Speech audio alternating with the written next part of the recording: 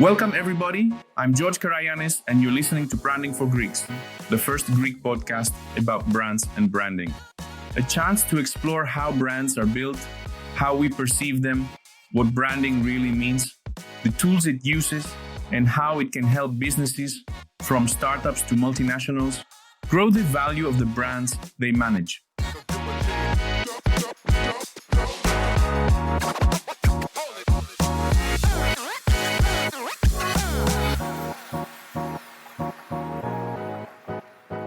Good evening, everyone, and welcome to another episode of Branding for Greeks. This is an English-speaking episode.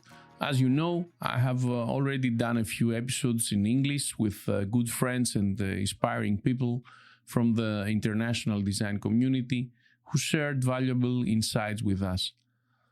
Today, I have the honor to talk to someone I can truly call a friend, Claudia Josephs, the General Manager of EPDA, the European Packaging, Design and Branding Association.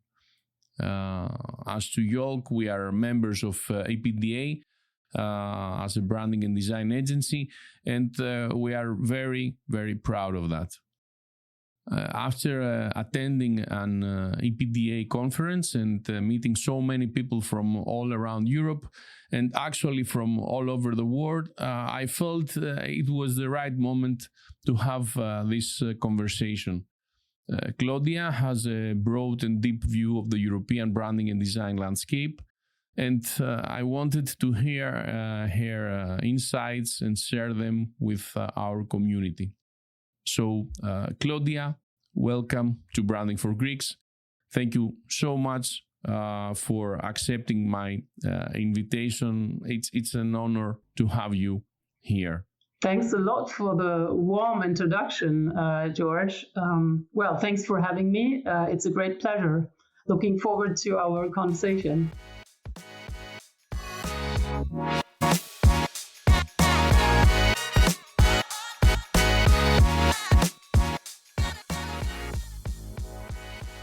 Tell us a few things about you and your role at EPDA. Yeah, actually, it's quite a long time ago that I started to work for EPDA. It was back in 2004. And prior to that, I was a project manager at a member agency of EPDA. Well, I'd say, personally, I'm super passionate about connecting people for mutual inspiration. And this is what I would say lies at the very core of what my role is as General Manager of the EPDA. Well, the EPDA is a non-profit association, and it unites brand and packaging design agencies from all over Europe and beyond, as you rightly said. Yeah, and my role is to help and the EPDA board and the members, of course, to connect, to empower themselves and others, and to celebrate European brand design. So this is actually our mission: connect, empower, and celebrate European brand design. Yeah, we see ourselves as a platform. I'd say a platform for designers to meet and exchange ideas. This is one. But also to learn together, and not least to raise the voice collectively as a business to become stronger. So this is what I would say. These are our main objectives. The EPDA office is in Germany, while the association's headquarters is in Switzerland. So we are a Swiss organization. That's very interesting. I actually didn't know that part. I knew that your office was in Düsseldorf. And as I have told you, I love Düsseldorf. But I didn't know the association is Swiss-based. Yeah. Okay. From your experience and from having spoken with so many branding and design agencies across Europe, I am sure that you have gathered a lot of insights about their challenges. Do you think you can identify the biggest challenges that European agencies are facing today? Yeah. Well, first of all, perhaps good to know EPDA unites very different agencies and agency profiles. So from, well, the one woman or one man show to really big entities of 100 employees. We have very different agencies. So, and this is what I truly believe makes it worthwhile discussing this question. These agencies give so much input of how they and their perspective is and how they think. I might say something about the situation. Well, first of all, branding and design in Europe overall, I think, has gained a lot of importance. Well, with all the technological developments such as, digitalization, the possibility of individualization and customization, this all allows the end consumer to brand the own environment and even create own products. And we also see, well, as I said, digitalization and augmented reality is of course shaping brand images in an increasingly e-commerce driven world. And this has consequences for us, of course, as brand design agencies, where creatively, with the arrival of AI, I believe it has certainly become more difficult to stand out and to be truly unique for design agencies. And at the same time, then clients expect agencies to develop ideas faster and execute design processes more quickly. But we all know there are, of course, also the amazing opportunities AI offers us, not only to eliminate repetitive tasks, but also to support ideation and strategic processes. But this is for sure one of the biggest issue, I think, from a creative perspective, not only creative, but also from a commercial perspective. AI and digitalization make it harder to communicate the value of our work. We see, and of course, I always talk about what agencies tell me about the insights they have, but it becomes more difficult to negotiate fair prices also because AI is there and all the digital tools that we have. I think that agencies at least a couple of them told me they observe a weaker understanding of good branding on the client side. Very often you have very young product managers lacking knowledge of branding and production processes or pre-production requirements, all that. And then very often they blindly trust social media strategies, which then often results in diluted branding. So another reason why clients frequently do not see the true value of our work. So it's all about the value. And another challenge, of course, we all know, is what the consequences after COVID have been. We know about the fact that remote work has become widespread during COVID. But now agencies have to find their own ways of organizing their businesses to ensure that they still function as cohesive entities and that they have shared values, that they have a philosophy still. So I think that, sometimes management processes can be quite challenging. So perhaps, these are, at least, a couple of things that I can observe as big challenges. Yeah. Very, very interesting remarks. Sometimes, working in a country like Greece, which is a smaller market compared to UK or France, somebody might feel that the problems are different. But listening to you describing these challenges actually makes me feel less alone, because we face very similar issues here in Greece as well. Exactly, yeah. Why do you think the value of branding and design is not clear to the market? I have done some episodes on branding and design history, and it really struck me that the branding and design agencies are almost never mentioned. It's always the advertising agencies. Why do you think branding agencies don't get the recognition they deserve when it comes to building brands? Yeah. Well, I think it has to do with our self-understanding, perhaps, with the role we play. I mean, there are always these two sides. I mean, there are the clients, and there is the public, and then there are the agencies. So one is the sender, and one is the receiver. So if you put yourself, I mean, I'm not saying that it's the fault of the agencies, but we are very often conceived as being the supplier of specific services, and perhaps that's part of the problem. How to get out of this role, how to communicate the value of our work better, in order to find this awareness. It's true that advertising agencies perhaps do that a lot better. So it's a matter of visibility and awareness also.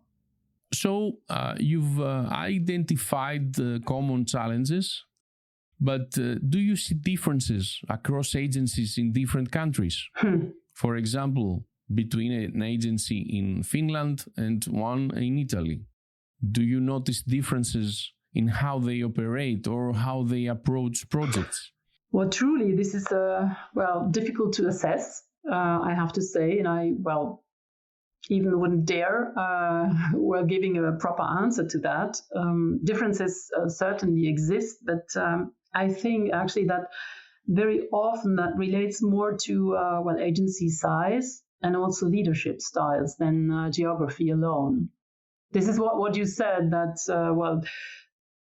it seems like we are all having same issues and same problems and facing the same challenges. One more than the other. It has to do with cultural backgrounds, of course, with economic situation, with where we live actually, and how we live. But most and for all, I think it's more about the difference in the agency setup itself, how you would face these challenges. But then, of course, I mean, cultural backgrounds. I mean, the south of Europe is known for addressing things in a different way than the northern part, for sure. And there will be differences, but I wouldn't attach too much importance to that, actually. Do you think there are differences in how markets understand branding? For example, is the French market more mature, let's say, in understanding branding value compared to Greece or Italy? Yeah, again, it has to do with also the client structure and what understanding really means. I mean, when it comes to how you drive brands, how innovative you are, perhaps there are. Well, of course, you can see differences, perhaps internationally rather, but they are smaller in Europe. There are more uniting common issues that we have than things that differentiate us from each other, I'd say. That's quite interesting. So, from your perspective, the things that unite us are far more significant than the things that separate us. Yeah, I'd say so. Well, this is from my perspective. Some members may have a different one because they are really in the market and they talk to peers.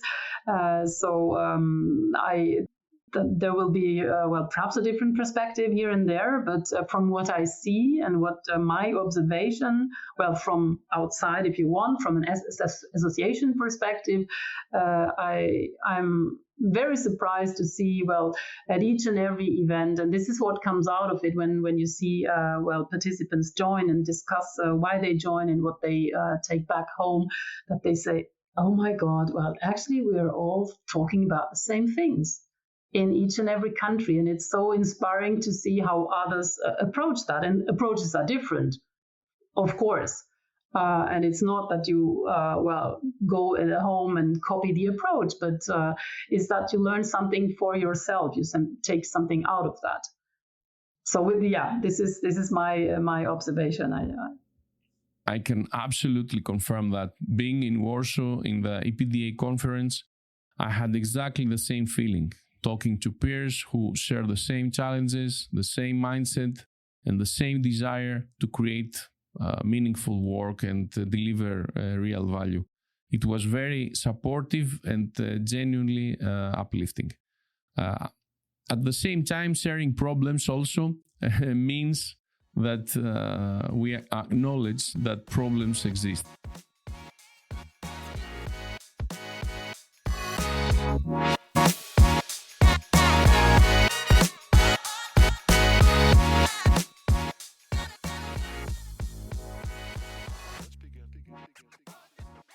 You've done very important work with the EPDA pitching guide, which I actually have here with me.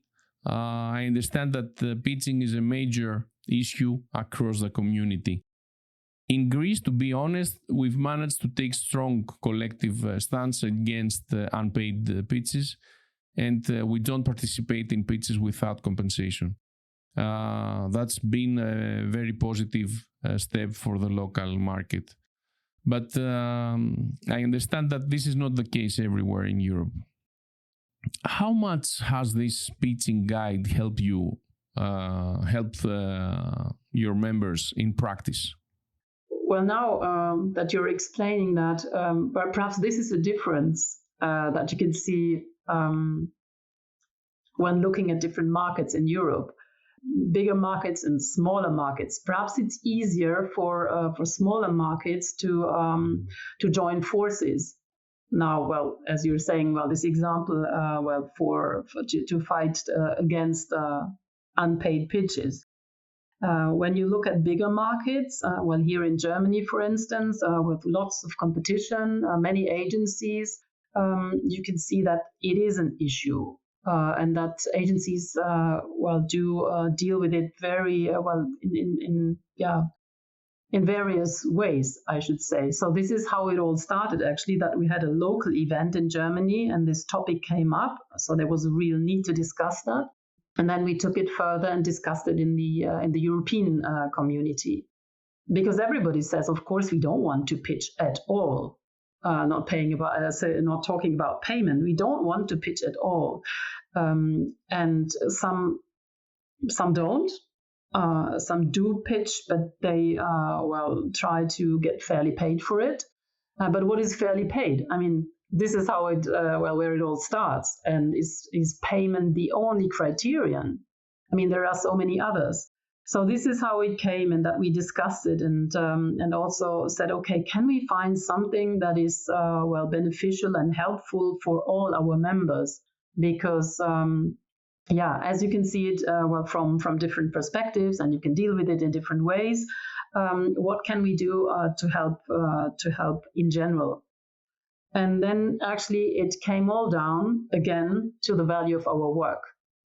So we're not talking about the structure as such, or is it one more pitch, do we stop here? It's about how do we understand our work, how do we negotiate with clients, how do we communicate the value of our work. And this is what we want to do with this little guideline.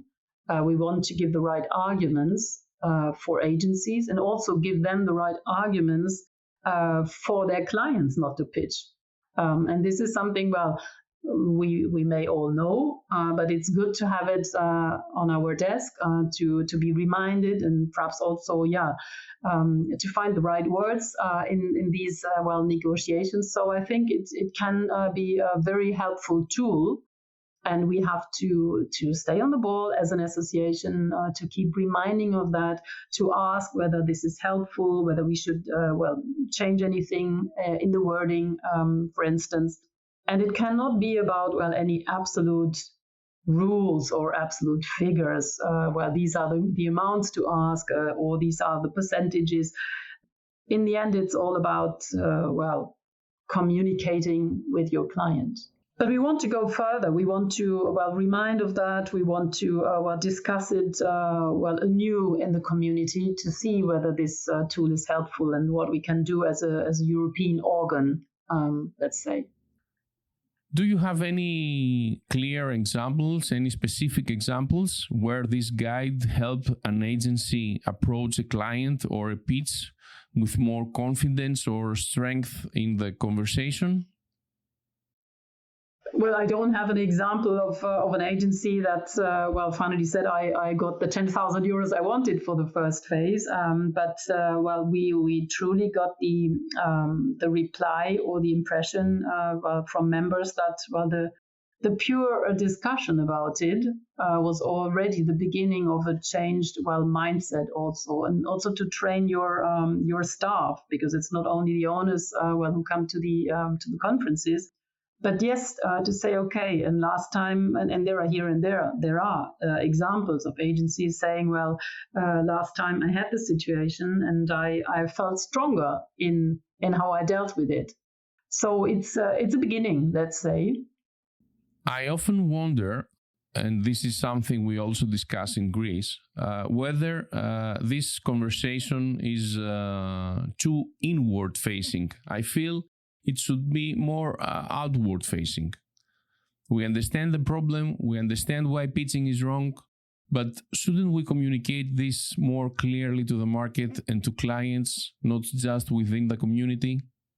Yeah, do you mean as a community talk to clients? Yeah, well, good point. Actually, we should direct the communication to clients as well, and to the public. Well, we try that by putting that on the website first of all, because we hope that also brands visit the association's website, and we hope that through the agencies, they use this tool, because there is a part in this, the back part or part of this little, printed fan, let's say, is directed to clients, so that they could also, in their conversation say, okay, we are in EPDA, and we trust in, these these points for fair pitching, and that they also make it something that is very obvious, that they are not alone,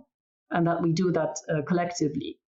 But yes, we could certainly do that more proactively, let's say, to find ways. Yeah, but very often it's exactly that problem that we talk among peers to become stronger, but we should find ways, to involve the clients or to involve the other parties we are talking about.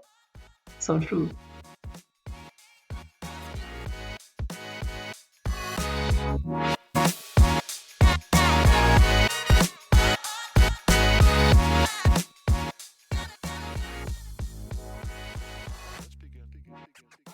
You mentioned earlier that one of the post-COVID challenges is remote work. Do you also see another side on that? For example, enhanced collaboration across cultures, an agency in Greece working with someone in France or Finland. And this collaboration might be potentially fostering more creativity. Or is it still more of a problem than an opportunity? No, I mean, there are, as always, there are these two sides of the coin. So one is what I referred to earlier, is more about, if you work as an agency and you have certain values, I mean, your USP, of course, that you communicate towards the client, then you have to make sure that all your team feels as this entity and can communicate these values. And also the problem of managing people working from home and timing, etc. I don't have to tell you. But the other, of course, is that with all and this is not only true for our business or for our design sector, let's say, of course, this remote work facilitates an even easier working with different partners across the world. I mean, could be among agencies. I mean, agency with another agency, with other experts. This is what we already experienced within EPDA, that There are members specialized in certain subjects, and they are asked by other members to join and hop on a topic and to work for the same client. And this, of course, is easier if you do that, can do that remotely. All the meetings that we hold, you can connect with people from all over the world. Of course, it's also an opportunity. And do you actually see that happening in practice? But whether it's not only thanks to working remotely, but it's most and for all because people are connected via EPDA. First of all, that this happened. So this is I'd say one benefit that is very obvious, that you can connect with people from the other side of the world and ask them for support or to synchronize activities or to work together. And then, of course, if you can do that remotely, even better. You don't have to fly to the place where the association is located. So one goes with the other. What do you think prevents more agencies from collaborating or sharing knowledge across border? As a European association, I am sure there are many agencies that could join EPDA. What do you think holds them back from becoming members and engaging in this exchange?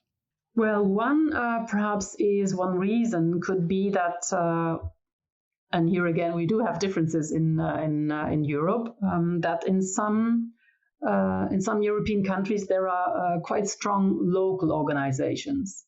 So very often agencies feel that this local organization takes care of their needs, and as long as they do not work internationally, they don't feel the sense or the need to connect on a European level. Whereas actually this is strange because especially the exchange with peers from other countries, very often at least, is especially inspiring and reveals exactly as we said earlier that many of our challenges are shared. But there is this perception that cross-border exchange is irrelevant for locally operating agencies. Another one certainly is cost. If you pay your annual subscription fee to the local organization, to pay another one to a European organization. So I mean we are competing budgets here. That's also evident. Could also be that it's a matter of awareness. You have to know about what is existing out there. But most and for all, I think it's that we're all caught in a rat race.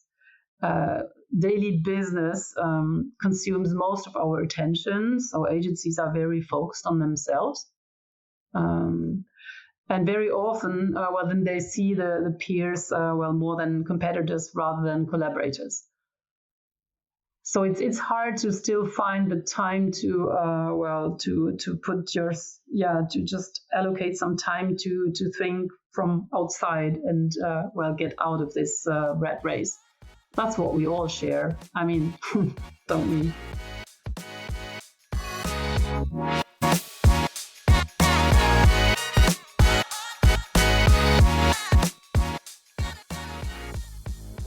Can you tell us about the initiatives EPDA is currently undertaking to support its members? Yeah, we haven't talked about actually what EPDA does. Well, when I said we are a platform, it's all about getting connected, and this is of course through the two annual events that we do have, like touring Europe, meeting in different places on different subjects with different people, different speakers. So the value here certainly is to find inspiration and also motivation to nurture your own creativity. So that's one. Well, but also to learn through digital events, and this is something that we did, of course, during COVID. But then, went back to our focus and core to do that, physically at live events. But we want to, have a few sessions, digital sessions also, with some very concrete, subjects where we share, knowledge and information. So really like learning. And this could be on the urging issues that we see, be it AI and law, for instance, AI, copyright, all these issues that we are preoccupied with. So this is certainly one. We also try to foster the understanding of value chain collaboration. And here our industry partners come into play. We collaborate and we are supported by the packaging industry, talking about materials, Stora Enso and UPM with cardboard and label paper, but also when it comes to color or embellishment, we have the supporters. And what I mean when saying that we want to foster this understanding of the value chain collaboration, I mean that we create projects together with these industry partners for designers and agencies to better understand their technologies, but also vice versa to see what designers think and what is important for the industry partners to take back in the development of their processes. Just recently, a few days ago, we launched a label design challenge, which is something that is very practical and down to earth. So prior to that, we had a masterclass talking about label design, embellishment, and print. And now there is this challenge where you can design something with lots of freedom, but also with the possibility and opportunity to experiment regarding the technologies, to have direct access to these industry partners, which I believe is a true value to train your own skills for your daily business. So you may have had an issue regarding a specific packaging project when it comes to embellishment, and here you have the chance to do something where you can experiment and where you can talk to the experts, and then possibly see this being printed and produced later on. So this is a true value, we believe, this direct contact to the industry. And yes, there are of course many other topics. We talked about the fair pitch thing, which is one initiative. We also did a survey on sustainability and how advanced members are on their way to design more sustainably, to be more sustainable themselves with their agencies, but also how to give advice to clients. And here, and this is what I found quite interesting, of course, we learned that there are big differences and how you deal with the project. This again is perhaps not a matter of market or geography, but rather of agency focus and agency size. And what we did is that we asked the agencies that have their focus in sustainability, that are more advanced, to share some of their knowledge and their expertise to help others. And what the outcome was is 10 design principles. Not giving the once and for all advice. Of course, we can't. Sustainability is a big issue, we all know, and things are changing. But to have some, to get into some routine when you're collaborating with your client, to know how to ask the right questions, to know where the right resources are. And this is what we tried to put together for and with the members together. I mean, we are an association, so it's all about members initiative, members for members, together with members. And sustainability was certainly one. The fair pitch thing worked in the same way. So once there are topics that are coming up, we try to put them on the plate to see who is there to drive the initiative, and then to make a bigger thing out of it for the benefit of all.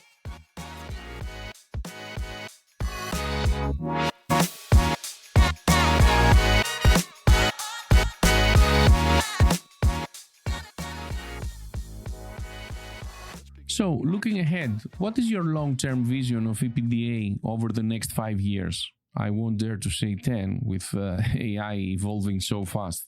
Yeah, so this is a good one. Well, we need to address the critical topics such as AI or inclusion, perhaps.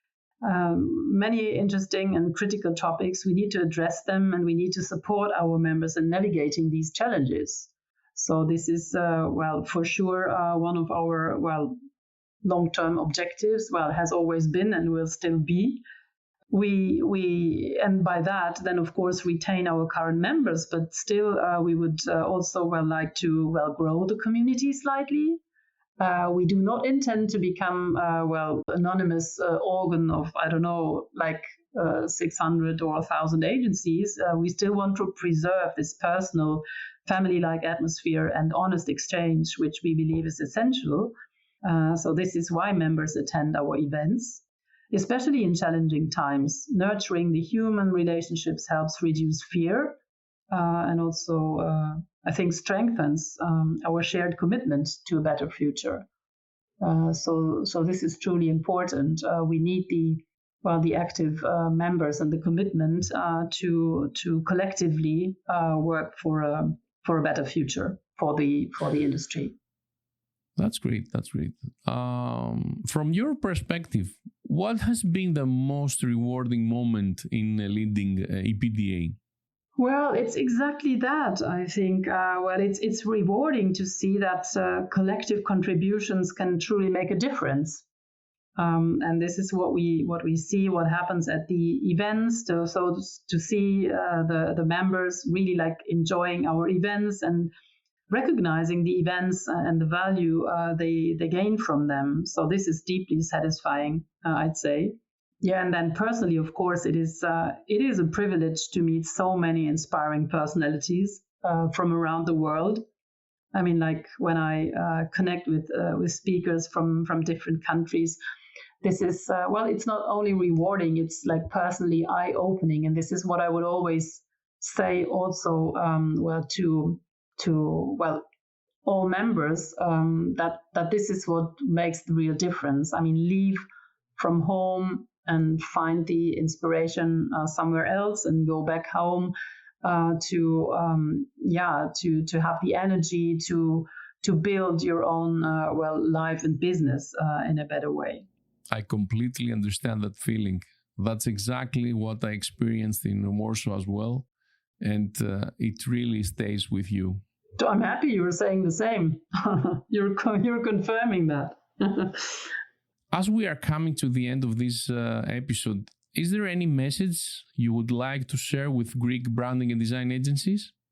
Well, first of all, I would love to invite them to our event in Greece. So we're really looking forward to holding an event in Athens next fall. So a warm welcome to everybody to join us there. Yeah, well, the message would be perhaps not to limit themselves to the local peer group, but rather to step out and connect with like-minded designers from other countries. As I said many times, learning together is far more inspiring and also reassuring when you realize that your challenges are shared by others. Join us, welcome, and experience what EPDA is all about. I think this is the first time we are officially revealing this to the Greek audience. Oh, sorry. So we revealed a secret. So let's call it a small exclusive. Next autumn, EPDA will host its conference here in Athens. Yeah, and this is possible, because my friend, I can say, is here to support us. So George was very open to connect with EPDA, and also delighted about the idea of EPDA coming to Athens. And I'm convinced that together we're working for a really great experience. We are really looking forward to it. And of course, it wasn't just me, the local Branding and Advertising Association has been incredibly supportive as well, and the PR sector. I want to thank them all for their support, and we will continue supporting the event, and I am happy that this is happening in Athens. Yeah, and actually, the local organization was even quicker than us in supporting us with ideas about venues, etc. So that's truly a great help, and I'm looking forward to collaboration next year. So, Claudia, thank you very much for this conversation. I am sure our audience is looking forward to meeting you in person at the conference in Athens. So do I. Thanks so much for having me, George. Thank you very much. Have a great day. And as I always say, don't forget, everything is branding. Yeah, so true, so true. Have a good day. You too. Bye-bye. Let's begin.